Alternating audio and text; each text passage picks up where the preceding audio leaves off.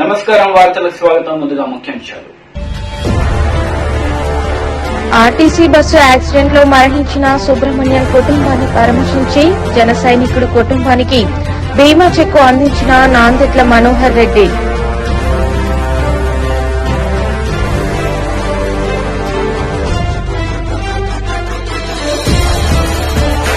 ఉచిత శిక్షణ coaching centre ను ప్రారంభించిన మంత్రి కేటీఆర్.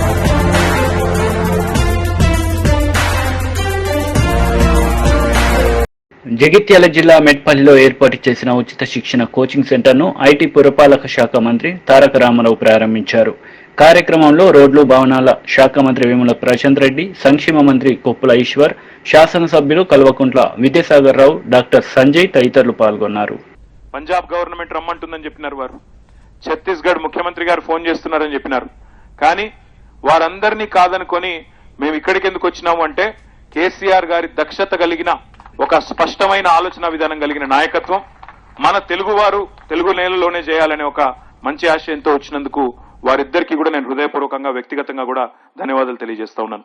దాంతోపాటు వివిఫై అనే సంస్థ నుంచి ఇప్పుడే వారు చెప్పారు, వారు కూడా ఒక 200 సీటర్ మనకి ఇక్కడే ఒక 200 సీట్ల మొదలు కస్టమర్ సర్వీస్ సెంటర్ అంటే చదువుకున్న పిల్లలకి ట్రైనింగ్ ఇచ్చి కస్టమర్ సర్వీస్ లో ఇనీషియల్ గా మీకు అవకాశం కల్పించి ఆ తర్వాత ఇక్కడ టాలెంట్ కనుక ఉంటే టెక్నాలజీ డెవలప్మెంట్ సెంటర్ పెట్టడానికి కూడా నేను వెనకాడను అని చెప్పినందుకు వారికి కూడా హృదయపూర్వకంగా నేను ధన్యవాదాలు తెలియజేస్తాను. భారతదేశంలో ఈ సంవత్సరం మరి ఆగస్టు 15 వస్తే 75 సంవత్సరాలు నిండుతుంది భారతదేశానికి స్వాతంత్రం వచ్చిన తర్వాత. స్వతంత్ర భారతదేశంలో ఏ రాష్ట్రము చేయని ఒక అద్భుతమైన పనిని తెలంగాణ రాష్ట్రంలో మన ముఖ్యమంత్రి కేసీఆర్ గారు 10 మిలియన్ అంటే 1 కోటి ఇండ్లకి పట్టణం కావచ్చు, పల్లె కావచ్చు, తాండా కావచ్చు, గిరిజన గూడెం కావచ్చు, ఎక్కడా అనే తేడా లేకుండా 1 కోటి ఇండ్లకి ఈరోజు ఇంటింటికి నల్లాబెట్టి నీళ్లిచ్చి ఆడబిడ్డలు బయటికి రోడ్డు మీదకి బిందెలు పట్టుకుని వచ్చే దుస్థితిని తప్పించిన మొట్టమొదటి రాష్ట్రం స్వతంత్ర భారతదేశంలో తెలంగాణ. మొట్టమొదటి ముఖ్యమంత్రి ప్రధాని నరేంద్ర మోడీ నేడు గుజరాత్ లో పర్యటిస్తున్నారు. పర్యటనలో భాగంగా గుజరాత్ గౌరవ్ అభియాన్ కార్యక్రమంలో పాల్గొన్నారు. నవ్సారి జిల్లాలోని గిరిజన ప్రాంతమైన కుద్వేలలో సుమారు 3050 కోట్ల రూపాయల విలువైన అభివృద్ధి కార్యక్రమాలకు ఆయన ప్రారంభోత్సవాలు శంకుస్థాపనలు చేశారు.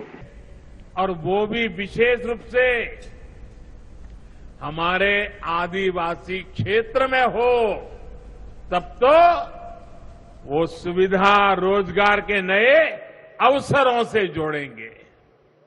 इन सारी विकास योजनाओं के लिए मैं आज इस क्षेत्र मेरे सभी भाई बहनों को और पूरे गुजरात को बहुत बहुत बधाई देता हूं. भाइयों और बहनों, 8 साल पहले आपने अनेक अनेक आशीर्वाद दे करके बहुत सारी उम्मीदों के साथ मुझे राष्ट्र सेवा की अपनी भूमिका को विस्तार देने के लिए आपने मुझे दिल्ली भेजा था.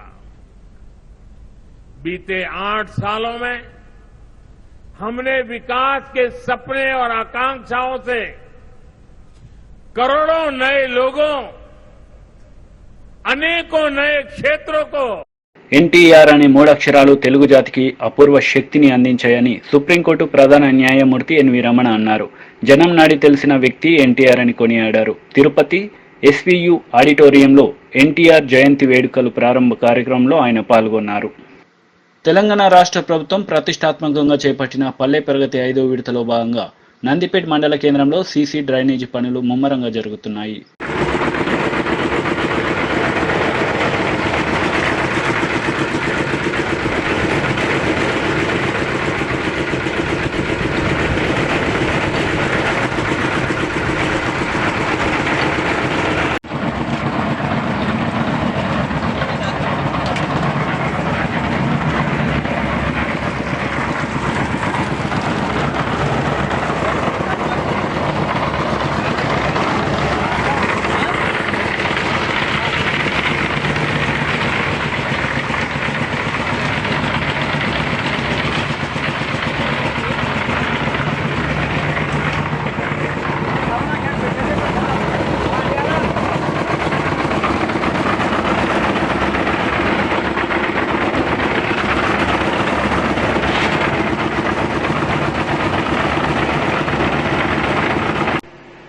తెలంగాణ ప్రభుత్వం ప్రతి కంట్రోల్ షాప్ లో ఇచ్చే బియ్యంలో మొత్తం దుమ్ము ధూళి ఇసుకతో కూడుకున్న బియ్యాన్ని పేదలకు అందించడం ఏంటి అని ప్రజలు ఆవేదన వ్యక్తం చేస్తున్నారు. తెలంగాణ ప్రభుత్వం ప్రతి కంట్రోల్ షాప్ లో ఇచ్చే బియ్యంలో మొత్తం దొమ్ము ధూళి ఇసుకతో కూడుకున్న బియ్యాన్ని పేదలకు అందించడం ఏంటని ప్రజలు ఆవేదన వ్యక్తం చేస్తున్నారు. మినిస్టర్లు, ఎమ్మెల్యేలు వాళ్ల కుటుంబంలో ఇలాంటి బియ్యం తింటారా అని ప్రశ్నిస్తున్నారు. ఎలక్షన్ల సమయంలో ఓట్ల కోసం సన్న బియ్యం ఇస్తామని ఓట్లు అయిపోయిన తర్వాత మాత్రం ఇలాంటి బియ్యం ఇస్తున్నారని మినిస్టర్లను, ఎమ్మెల్యేలను ప్రజలు ప్రశ్నిస్తున్నారు. ఈరోజు తెలంగాణ ప్రభుత్వం ఏదైతే పేదల పక్షాన నిలుస్తుందని ఎన్నికల సమయంలో హామీ ఇస్తారో అదే ప్రభుత్వం మన కల్వకుంట్ల చంద్రశేఖరరావు తెలంగాణ ముఖ్యమంత్రి గారికి అడుగుతున్నా, అలాగే పౌరశాఖ మంత్రి గారికి అడుగుతున్నా. ఈరోజు కంట్రోల్ షాపులలో చూసుకుంటే బియ్యం తినలేని బియ్యం ఉన్నాయి, అవి తినలేము, ఆ పేదలు కూడా తినలేరు. వాళ్ళు పశువుల కంటే హీనం అనిపిస్తుందా ఈ ప్రభుత్వానికి అడుగుతున్నా. కేవలం ఎన్నికల సమయంలో మాత్రం, ఎలక్షన్ల సమయం మాత్రం 6 నెలలు, ఎలక్షన్ అయిన 6 నెలల వరకు సన్న బియ్యం ఇచ్చి అన్ని అయిపోయిన తర్వాత ఊడ్చిన బియ్యం, అందులో దుమ్ము ధూళి, ఆ బియ్యం ఈ రోజు పేదలు తినలేని స్థితిలో ఉన్నారు. నేను అడుగుతున్నా ఎమ్మెల్యే గారికి కానీ, మా ఎమ్మెల్యే గారికి కానీ, అలాగే ముఖ్యమంత్రి గారి మినిస్టర్లకు కానీ, మీరు ఈ బియ్యం తింటారా అంటున్నా. మీరేమో మంచి మంచి బియ్యం తింటారు. ఈ రోజు ఈ పేదలు మీకు ఓట్లేసి గెలిచిండ్రు, వాళ్ళతోనే మీరు ఈ రోజు ఈ బియ్యం వాళ్ళకి తినిపిస్తున్నారు. ఇది పశువులు మీద తిన్న ఈ రోజు బియ్యం, మీరు అలాంటి బియ్యాన్ని ప్రజలకు ఇస్తున్నారు. మీరు గమనించండి. ఒక్కసారి వీరు ఏది ఇస్తే అది తీసుకుంటారు అనుకుంటున్నారేమో, తీసుకునే పరిస్థితి లేదు. ఇది తినలేని పరిస్థితి ఉంది ఈ రోజు ప్రజలు. చూడు, రాళ్ళు రప్పలు కింద పడ్డ బియ్యం. నేను అడుగుతున్నా మా ఎమ్మెల్యే గారికి, ఎమ్మెల్యే గారు దయచేసి ఇలాంటి వాటిపైన, గోదామ్స్ పైన మీరు పరీక్షించి మంచి బియ్యాన్ని ప్రజలకు అందియండి, లేదా మీరు ఫస్ట్ ఇది బియ్యం తినండి. మీరు తింటే జనాలు తింటాం, మేము తింటాం. మీరు తినండి. మాకు ఇలాంటి బియ్యం, చెత్త బియ్యం వేసి మీరేదో గొప్పలు చెప్పుకోకండి, లేకుంటే రాబోయే రోజుల్లో కఠినమైన పరిస్థితులు మీకు ఏర్పడతాయి. ప్రతి దగ్గర మీకు అడ్డుకునే పరిస్థితి ప్రజలు అడ్డుకుంటారు. కాబట్టి ఈ పేద ప్రజలు మంచిగా వస్తలేవు. మేము ఇవి తింటే बोलते ఎమ్మెల్యే తింటే మేము కూడా తింటాం. అవసరం ఉన్నప్పుడేమో మంచిగా కాలు పడతాడు ఇంటింటికి తిరిగి. ఇప్పుడు ముఖం కూడా కాని రాదు. మా పేర్లు కూడా లేవనిలా, మాకు బియ్యం కూడా వస్తలేవు. ఇన్ని రోజులు పోయిన నెల నుంచి అప్పుడు మంచిగానే ఉండే. 10వ తరగతి ఫలితాలపై నారా లోకేష్ మరియు పవన్ కళ్యాణ్ పై మాజీ మంత్రి కొడాలి నాని సెటైర్లు విసిరారు. గత సంవత్సరం విద్యా సంవత్సరం బిగినవగానే క్లాసులు బిగిన్ చేస్తే ఈ లోకేష్, ఈ చంద్రబాబు నాయుడు, తెలుగుదేశం పార్టీ, జనసేన, ఈ ఎల్లో మీడియా ఏం చెప్పినాయి? ఎట్టి పరిస్థితుల్లోనూ క్లాసులు బిగిన్ చేయకూడదు, చదువుల కన్నా విద్యార్థుల ప్రాణాలు ముఖ్యమని చెప్పి ఆ రోజు చెప్పి ఎట్టి పరిస్థితుల్లో పోస్ట్ పని చేయమన్నారు. 8th క్లాసు 9th క్లాసు వాళ్ళు ఆన్లైన్లో చదువుకున్నారు. ఆన్లైన్లో చదువుకోవడం వల్ల ప్రైవేట్ స్కూల్లో ఉన్నతమైనటువంటి విద్య చదువుకున్నటువంటి సంపన్నులు ఐపాడ్లు కొనుక్కున్నారు, కంప్యూటర్స్ కొనుక్కున్నారు, ఫోన్లు కొనుక్కున్నారు. వాళ్ళు ఎంతో కొంత బెటర్గా పర్ఫార్మెన్స్ చేశారు. అదేవిధంగా ప్రైవేట్ స్కూల్లో కాకుండా గవర్నమెంట్ స్కూల్స్లో చదువుకున్నటువంటి విద్యార్థులకి ఐప్యాడ్లు లేవు, ఫోనులు లేవు. అదేవిధంగా ఎటువంటి సౌకర్యాలు కూడా లేనటువంటి పరిస్థితి. కాబట్టి ఒక సబ్జెక్టులోనో అర సబ్జెక్టులోనో తప్పడం జరిగింది. అయినప్పటికీ ఎవరిని అధైర్యపడొద్దు. మీకు సప్లిమెంటరీలో పాస్ అయినట్టు కాకుండా డైరెక్ట్గానే మళ్ళీ 1 రోజుల్లో మీకు ఎగ్జామ్ పెట్టి మిమ్మల్ని ఈ 1 రోజులు కూడా ట్రైన్ చేసి మీతో స్టాండర్డ్స్ రావటానికి చదివించి మీతో ఎగ్జామ్స్ రాసి మీకు ఎటువంటి డాట్స్ లేకుండా మీరు డైరెక్ట్గా పాస్ అయినట్టు సర్టిఫికేట్ ఇస్తామని చెప్పి ముఖ్యమంత్రి గారు, మా వైఎస్ఆర్ కాంగ్రెస్ పార్టీ ఇప్పటికే ప్రకటన చేసింది. ఆ దిశగా ప్రభుత్వం పనిచేస్తుంది. దాన్ని పిల్లలకు ధైర్యం చేయడం వేరు. ఏమీ కాదు, 10th క్లాసు తప్పినంత మాత్రాన మీకు ఎటువంటి ఆత్మహత్యలు చేసుకోవద్దు, ఏమీ కాదు, మీరు ఎవరు అధైర్యపడొద్దు, డెఫినెట్గా చదువుకోండి, మళ్ళీ ఎగ్జామ్స్ రాయండి అని చెప్పి ధైర్యం చేయడం వేరు.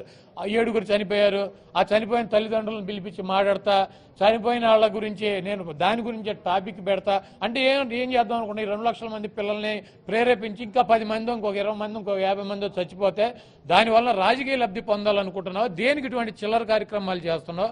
నువ్వు రాజకీయాలు చేస్తున్నావు, రోజు జగన్మోహన్ రెడ్డి గారిని తిడుతున్నావు రకరకాలుగా, నీ తండ్రి తిడుతున్నాడు, నీ పార్ట్నర్తో మీ దత్తపుత్రుతో తిట్టిస్తున్నారు, నీకు సంబంధించినటువంటి ఎల్లో మీడియా తిడుతుంది, డిబేట్లు పెడుతున్నావు, గంటల ఉపన్యాసాలు చెబుతున్నావు, జరుపుకో అవన్నీ. ఇంకా పిల్లలు 10th క్లాస్ తప్పినటువంటి పిల్లల్ని వాళ్ళు ఏదో బాధలో ఉంటారు, ధైర్యం చెప్పాల్సినటువంటి పిల్లలను నువ్వు జూమ్ యాప్లోకి తీసుకొచ్చి వాళ్ళతో మాట్లాడతానని చెప్పి సోషల్ మీడియా నీ దగ్గర ఉంది కదా కాబట్టి విచ్చలవిడిగా ఇంకా ఎందుకు పనికిరారు, వాళ్ళ జీవితాలు నాశనం అయిపోయినాయి, జగన్మోహన్ రెడ్డి గారి జీవితాలు నాశనం చేశాడు, ఈ రకంగా మాట్లాడి. అంటే 10th క్లాస్ తప్పితే సప్లిమెంటరీలో పాస్ అవ్వకూడదా, నెక్స్ట్ ఇయర్ పాస్ అవ్వకూడదా, వాళ్ళ జీవితాలు నాశనం అయిపోతాయా?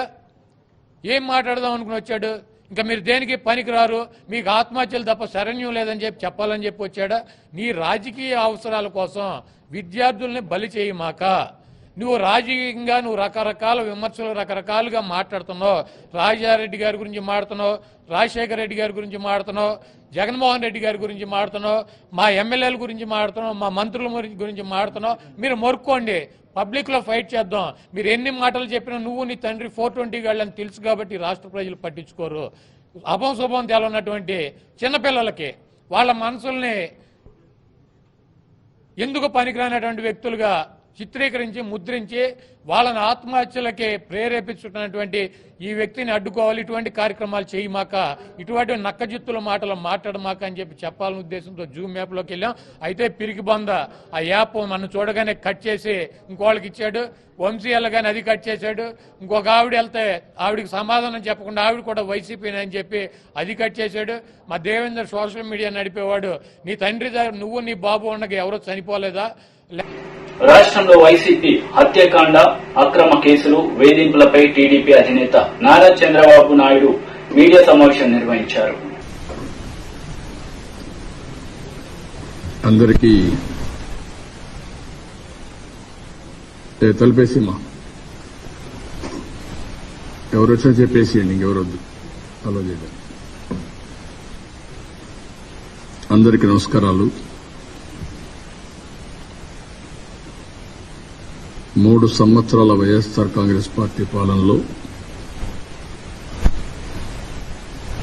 శాంతియుతంగా ఉండే ఆంధ్రప్రదేశ్ని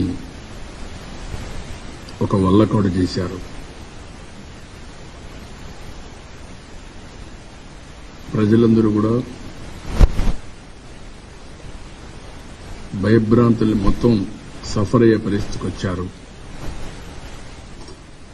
వీళ్ళు చేసే హెరాస్మెంట్ చూసిన తర్వాత వాళ్ళు ఏదైనా చెప్పుకోవాలంటే బయట రానియకుండా వాళ్ళని ఎక్కడికక్కడ కట్టడి చేయడం, బెదిరించడం, భయభ్రాంతులను చేయడం, ఒక ఫియర్ సైకో క్రియేట్ చేశారు. దీంతో వాళ్ళు కాన్ఫ్లిక్ట్ కూడా వచ్చినప్పుడు కొంతమంది బలవంతపు మరణాలు జరిగాయి. కొన్ని దిక్కల్లో వీళ్ళు దారుణంగా హత్య చేశారు. తెలుగుదేశం పార్టీ ఇలాంటి అరాచకాలను ఎండగట్టడం కోసం ప్రయత్నం చేస్తే తెలుగుదేశం పార్టీ పైన దాడులు చేయడం, అతి దారుణంగా హింసించడం జరిగింది. ఉదాహరణకు 3 సంవత్సరాల పాలనలో దగ్గర 60 మంది టీడీపీ ప్రజాప్రతినిధుల మీద, ముఖ్య నేతలపైన కేసులు పెట్టారు. గ్రామ స్థాయిలో ఉండే కార్యకర్తలపైన 4000 కేసులు పెట్టారు. అదే మాదిరిగా 4 మాజీ మంత్రుల్ని, 6 మాజీ ఎమ్మెల్యేలను అరెస్ట్ చేశారు. అచ్చెన్నాయుడు, కొల్లు రవీంద్ర, దేవినేని ఉమా వీళ్ళందరినీ అరెస్ట్ చేసి, నారాయణ అక్రమంగా అరెస్ట్ చేస్తే మేజిస్ట్రేట్ బెయిల్ ఇచ్చే పరిస్థితికి వచ్చారు. 6 ఎమ్మెల్యేలు కక్షతో జైలు పంపించారు.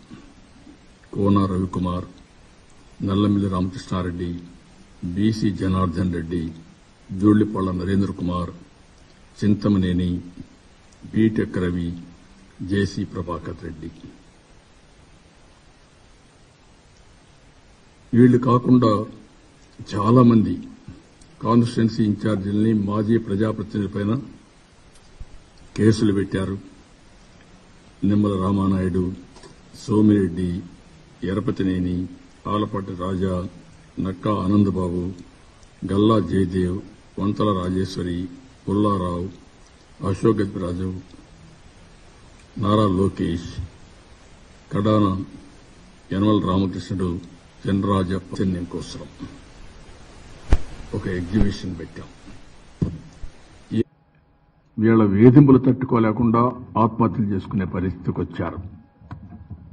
వీళ్లే కాకుండా మొత్తం చూస్తే ఈ ప్రభుత్వ పాలసీలన్నీ చూసిన తర్వాత కరోనా వీళ్ళు హ్యాండిల్ చేసిన విధానం చాలా దారుణంగా చేసి దగ్గర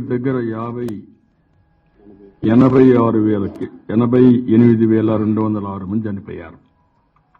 రోడ్డు ప్రమాదాల్లో ఈ ప్రభుత్వం రోడ్లు మెయింటైన్ చేయకుండా, బస్సులు మెయింటైన్ చేయకుండా ఇవన్నీ చూస్తే 32,334 మంది చనిపోయారు. రైతుల ఆత్మహత్యలు ఈ ప్రభుత్వం యొక్క విధానాల వల్ల రైతులు ఇంక బ్రతకలేమని 2,552 మంది ఆత్మహత్యలు చేసుకున్నారు. నిరుద్యోగ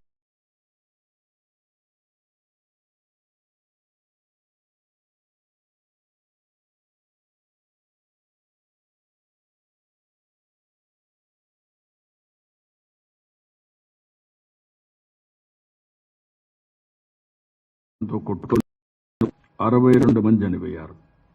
పడవ ప్రమాదాలు 57 జరిగాయి. శానిటైజర్ కడాన వీళ్లు లిక్కర్ రేటు పెంచిన తర్వాత వాళ్లకు అలవాటైతే ఏం చేయాలో తెలియకుండా శానిటైజర్ తాగి దగ్గర 52 మంది చనిపోయారు. టీడీపీ కార్యకర్తల్ని 37 మందిని పొట్టన పెట్టుకున్నారు. వాళ్ళు చేసిన పాపం ఏంటంటే ప్రజల ప్రాణాలు కాపాడడానికి తరతన పోరాడిన 37 మందిని పొట్టన పెట్టారు. ఇండస్ట్రీస్ లేకుండా 35 మంది చనిపోయింది. వైసీపీ దాష్టికానికి 18 మంది ఉద్యోగాలు బలవంతంగా కలిగిస్తే ఆత్మహత్య చేసుకొని చనిపోయారు. 3 జర్నలిస్టులు. నేను అడుగుతున్నా ఈ ప్రభుత్వాన్ని విషయం ఈరోజు కోనసీమ క్రాప్ హాలిడే పాపం వైకాపా ప్రభుత్వానిదేనని జనసేన అధినేత పవన్ కళ్యాణ్ ఆరోపించారు. ప్రభుత్వ నిర్లక్ష్యం, నిర్లిప్తత వల్లే విధిలేని పరిస్థితుల్లో రైతుల పంట విరామ నిర్ణయం తీసుకున్నారని ఆవేదన వ్యక్తం చేశారు. గత 2 రోజులుగా ఉమ్మడి గోదావరి జిల్లాలోని కోనసీమ రైతాంగం ప్రభుత్వానికి మేము ఈ తొలకరి పంట మేము పండించలేం, పంట వేయలేం అని మేము క్రాప్ హాలిడే ప్రకటిస్తున్నామని చెప్పి ప్రభుత్వానికి వాళ్ళు తెలియజేశారు. ఇది ఆ కోనసీమ రైతు పరిరక్షణ సమితి ఆధ్వర్యంలో ఈ నిర్ణయం తీసుకున్నారు. ఈ నిర్ణయాన్ని ప్రభుత్వానికి తెలియజేశారు. రైతు కోసమే ఏ ప్రభుత్వ పథకాలన్నా ఉంటాయి. అలాంటి రైతు, మనకు అండగా ఉండే రైతు ఈ రోజున మేము పంట పండించలేము, ముఖ్యంగా తొలకరి పంట మేము పండించలేము అనే పరిస్థితులు వచ్చినాయంటే దాని తీవ్రత ఎంత ఉందో మనం అర్థం చేసుకోవచ్చు. అన్నం పెట్టే రైతు, భూమి మీద ఆధారపడ్డ రైతు, 7 దశాబ్దాల్లో చాలా ప్రత్యేక పరిస్థితుల్లోనే మేము తొలకరి పంట కానీ లేదంటే క్రాప్ హాలిడే ప్రకటించడం చాలా అరుదుగా జరుగుతుంది. ముఖ్యంగా 2011లో ఒకసారి జరిగింది.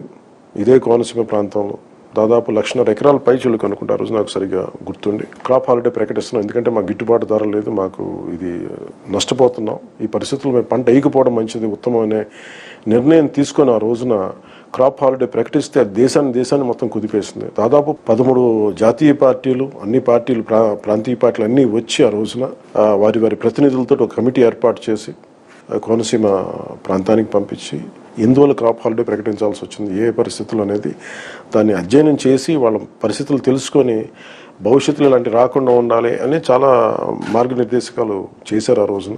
ఆ రోజు నుంచి మళ్ళీ ఎప్పుడు కూడా క్రాప్ హాలిడే ప్రకటించే పరిస్థితి రాలేదు. 1-2 సందర్భాల్లో నేను 2 సందర్భాలు విన్నాను, కానీ అది ఎప్పుడు కార్యరూపం దాల్చలేదు. ముఖ్యంగా 2011 తర్వాత మళ్ళీ ఎప్పుడు కూడా క్రాప్ హాలిడే ప్రకటిస్తాం లేదంటే అలాంటి అవసరం కూడా ఈ రోజున రాలేదు. కానీ ముఖ్యంగా ఒక 11 సంవత్సరాల తర్వాత దాదాపు 2022లో మళ్ళీ ఇలాంటి పరిస్థితి కోనసీమ రైతాంగానికి దాపురించడం నిజంగా చాలా బాధాకరం. ముఖ్యంగా అల్లవరం, ముమ్మిడివరం, ఉప్పలగుప్తం, ఐపోలవరం మండలాల్లో దాదాపు 25,000 ఎకరాలని, అలాగే కోనసీమ రూరల్, మామిడి కుదురు, కాట్రేని కోన, సకినేటిపల్లి మండలాల్లో 20,000 ఎకరాలు, అలాగే ముఖ్యంగా కడియం మండలంలో కూడా మేము కూడా క్రాప్ హాలిడే ప్రకటించే పరిస్థితులు ఉన్నాయని ఈరోజు ప్రకటనలు చూస్తుంటే దాదాపు ఇది 50,000 పైచిలకి ఎకరాలు ఈ రోజు మేము పంట వేయడానికి సిద్ధంగా లేవని చెప్పి ఆ కోనసీమ రైతాంగం, కోనసీమ రైతు పరిరక్షణ సమితి ప్రభుత్వాన్ని తెలియజేయడం, దాని తాలూకు తీవ్రత మనకి తెలియజేస్తా ఉంది. వారు చెప్పే పరిస్థితులు కూడా ముఖ్యంగా మొదటిది అసలు ఈ పరిస్థితి ఎందుకు దాపురించింది అని అంటానికి వైసీపీ చేసిన మొదటి తప్పు, రైతుకి ఎలా దెబ్బ కొట్టింది మొదటంటే ఈ పోయిన రబీ క్రాప్ కి వాళ్ళకి రావాల్సిన 475 కోట్లు విడుదల చేయలేదు. పెట్టుబడులు ఎక్కడి నుంచి తేగలరు మళ్ళీ తొలకరి పంట. అలాగే క్రాప్ హాలిడే ప్రకటిస్తాం అని నిరసన పెడితే తప్ప రాత్రికి రాత్రి 139 కోట్లు ప్రభుత్వం రైతాంగానికి, రైతులకు రిలీజ్ చేసింది. అలాగే వేసవి కాలంలో మరమ్మతులు, కాలువ మరమ్మతులు గాని, లాకులు మరమ్మతులు గాని, అలాగే గట్టుల్ని పటిష్టం చేయడం గాని, అలాగే పంటలకు వదిలిన ఈ నీరుని మళ్ళీ బయటకు వచ్చేలాగా ఈ డ్రైనేజ్ సౌకర్యాలు కానీ ఇవన్నీ చేయకపోవడం వల్ల రేపొద్దున మళ్ళీ పంట వేసినా గానీ అక్కడే ఎక్కువ వర్షాలు వచ్చి లేదంటే వరద నీరు ఉండిపోతే రేపొద్దున పంట కుళ్ళిపోయే అవకాశాలు ఉన్నాయి, పురుగు పట్టే అవకాశాలు ఉన్నాయి, వచ్చే ధాన్యం కూడా ఒక నాణ్యత పోద్దనే చాలా భయాలు ఉన్నాయి గతంలో చూసిన వ్యక్తులు. కాబట్టి ఇలాంటి పరిస్థితుల్లో వాళ్ళకి గతంలో వేసిన పంటకి వాళ్ళకి ప్రభుత్వం ఇవ్వాల్సిన డబ్బులు సంపూర్ణంగా ఈ రోజుకి ఇవ్వలేదు. వేసవి కాలంలో ఇరిగేషన్ చేయాల్సిన మరమ్మతులు చేయలేదు. అలాగే ముఖ్యంగా ఇంకొక ప్రధానమైన డిమాండ్ వాళ్ళు చేసేది ఏంటంటే ఈ నాట్లు వేసే సమయంలో, అలాగే రేపొద్దున పంట కోతల సమయంలో కూడా రైతు కూలీలు అందుబాటులో ఉండట్లేదు. ఇంకో ప్రధానమైన డిమాండ్ ఏంటంటే ఆర్టీసీ బస్సు యాక్సిడెంట్ లో మరణించిన సుబ్రహ్మణ్యం కుటుంబాన్ని పరామర్శించి జన సైనికుడు కుటుంబానికి బీమా చెక్కు అందించిన అనంతరం మీడియాతో శ్రీ నాదెండ్ల మనోహర్ రెడ్డి మాట్లాడారు. జన సైనికులకి, వారి కుటుంబానికి ఎల్లప్పుడూ ఒక ధైర్యంగా, ఆపద జరిగినప్పుడు ప్రత్యేకంగా కుటుంబానికి ఆర్థిక సాయం అందించాలనే ఒక చక్కటి ఆలోచనతో ఈ 5 లక్షల రూపాయల బీమా పథకం ప్రవేశపెట్టడమే కాకుండా రాష్ట్ర వ్యాప్తంగా అనేక కుటుంబాలని ఆదుకుంటూనే ఉన్నాం. ఈ రోజు తెనాలిలో మా జన సైనికుడు, కష్టపడి జీవించే వ్యక్తి సుబ్రహ్మణ్యం గారు ఆర్టీసీ బస్సు యాక్సిడెంట్లో ఆయన చనిపోవడం చాలా బాధ కలిగించింది. వారి కుటుంబాన్ని ఈరోజు కలిసి పవన్ కళ్యాణ్ గారి తరఫున ఆయన పంపించిన 5 లక్షల రూపాయలు చెక్ని వాళ్ళకి అందజేయడమే కాకుండా పార్టీ తరఫు నుంచి మేము అందరం కూడా ఒక భరోసా నింపడానికి కోసం ఆ కుటుంబాన్ని ఈరోజు పరామర్శించాం. ఎంత బాధకరమైన విషయం ఏంటంటే సుబ్రహ్మణ్యం గారి 2 బిడ్డల్లో ఒక అబ్బాయి బీటెక్ చదువుకుంటున్నాడు కష్టపడి. ఈ రోజుకి కాలేజు ఫీజు కోసం టీ షాప్ లో పనిచేసుకుంటూ జీవితాన్ని ముందు తీసుకెళ్తూ నిలబెట్టుకున్నారు. మరొక అబ్బాయి చిన్న బట్టల షాప్ లో పనిచేసుకుంటున్నాడు. ప్రభుత్వం ఈ రోజు వరకు కూడా వాళ్ళకి పెన్షన్ శాంక్షన్ చేయలేదు. అసలు ఈ వ్యవస్థ ఎటుపోతుందో, ఎంత బాధగా ఉందో. ఒక గతంలో నేను ఒక ప్రజాప్రతినిధిగా పనిచేశా కాబట్టి పూర్తి స్థాయిలో అసమర్థత గురించి సామాన్య ప్రజలు ఎట్లా ఇబ్బంది పడుతున్నారు అనేది మనకు ఒక నిదర్శనం. జనసేన పార్టీ నుంచి మేము అందరం కూడా బాధ్యతతోటి ఈ కుటుంబాన్ని ఆదుకోవడానికి, ఆ అబ్బాయికి భవిష్యత్తులో చక్కటి చదువు, రాబోయే రోజుల్లో అతనికి కూడా మంచి ఉపాధి అవకాశం కల్పించే విధంగా మీ అందరం కూడా బాధ్యత తీసుకుంటాం. మా జిల్లా పార్టీ అధ్యక్షులు వెంకటేశ్వరరావు గారు, కళ్యాణ శ్రీనివాస్ గారు, అదేవిధంగా తోటకూర వెంకటరమణరావు గారు, స్థానికంగా ఉన్న మా నాయకులందరూ కూడా ఈ కుటుంబానికి ఎప్పుడు కూడా మేము ఒక అండగా, భరోసాగా నిలబడతామని ఈరోజు విశ్వాసం అందించాం. అదే కాదు, ఈరోజు రాష్ట్ర వ్యాప్తంగా ఈ కార్యక్రమాన్ని ప్రతి ఒక్కరికి మెంబర్షిప్ కిట్లు పంపిణీ కార్యక్రమం ఈరోజే ప్రారంభించుకుపోతున్నాం. 10, 11, 12 తారీఖుల్లో రాష్ట్ర వ్యాప్తంగా ఒకేసారి జనసేన ఒక పండుగ వాతావరణంలో మా క్రియాశీలక సభ్యులందరినీ కూడా గౌరవించుకుని, కష్టపడి పనిచేసిన నాయకులకి సన్మానం చేసుకుని, ప్రతి ఒక్కరికి ఈ బీమా పథకం ఒక భరోసా ఇచ్చే విధంగా పవన్ కళ్యాణ్ గారు ఆలోచనతో తీసుకొచ్చిన ఈ కార్యక్రమాన్ని ఇంకా విజయవంతం చేసేటట్టు తప్పకుండా మేము అందరం కూడా కృషి చేస్తాం. Thank you.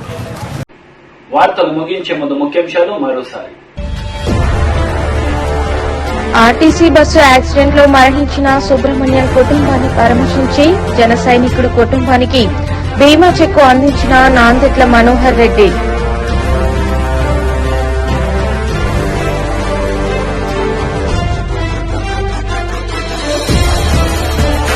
ఉచిత శిక్షణ కోచింగ్ సెంటర్ ను ప్రారంభించిన మంత్రి కేటీఆర్.